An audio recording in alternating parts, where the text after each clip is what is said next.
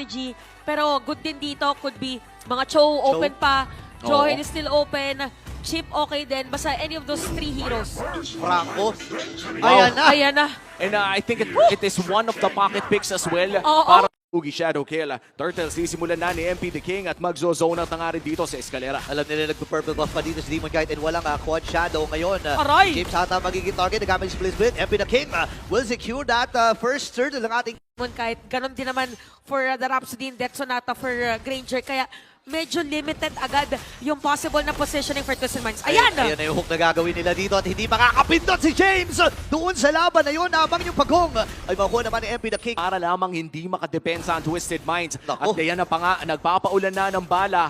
At mukhang magpupush sila dito sa may bandang itaas. Pero papasok na isa, may nakain at namatay ang kabayo ni Iska. Nako, Anytime.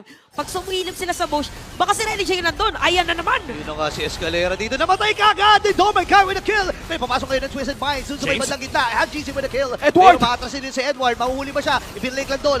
Double kill na para dito kay Haji C. At kailangan mo na lumayo dito ng Aurora. May bloody hand pa! And hook mula kay Renny J. At si MP ang namatay. Dito pa si Demon Knight. 3v3 magiging laban dito. Pasok si James. Si doon sa bagong. Rene J with the hook on MP Ayaw! King. Pero boom! Pinanis with the demon, with Domenkite, with the bullet. Mag-feed siya or Winter Crown na para hindi siya mapatay ng Twisted. Ayun na Hook naman. City! Ayun na naman yung hook. Ako maganda with the bloody Haryue ay nandun sa may madaling kuran. Doming naman makakuha ng kill. Habang si Demon Knight dito na. Dire-diretso lang ang Kite Bronze. Pinagsaluhan ng apat. Yung shadow kill mula dito kay Demon Kite. Ngayon diretso lang si Doming. At bumalik. Parang may pinaplano na May naman si vision na Renny J. naman.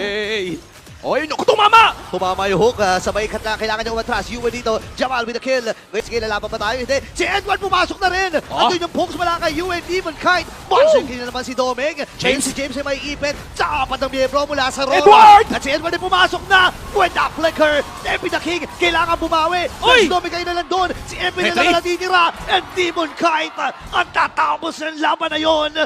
Dun sa bush kanina, regardless kung tumama dito yung hook or not ni Renny J, yung Domenkite is currently at 606 na stacks. 66 Grabe. yung kanyang Sky Piercer and it's Oh! just 12 minutes. Ayun na naman yung hook. Pero si Escalera ay hindi na niya sasakmalin. Kasi nakuha na siya. Bloody hunt pa rin si Renny J. The flicker is available Hop! as well. Demon Kite masasaktan ng bahagya, pero hook tumama na naman! Yung hook at ginamit na kayo Bloody Hunt. At kailangan puntirehin ito si James. Namatay na nga kagad ng pag-examiner force. Mula kay Jamal. Papasok pa si Demon Kite. Hindi, diretso lang. Akala Wala ko- silang majors dito. Nandito yung second wave mula doon sa gitna. At ilalaban na to ng Aurora. Still undefeated.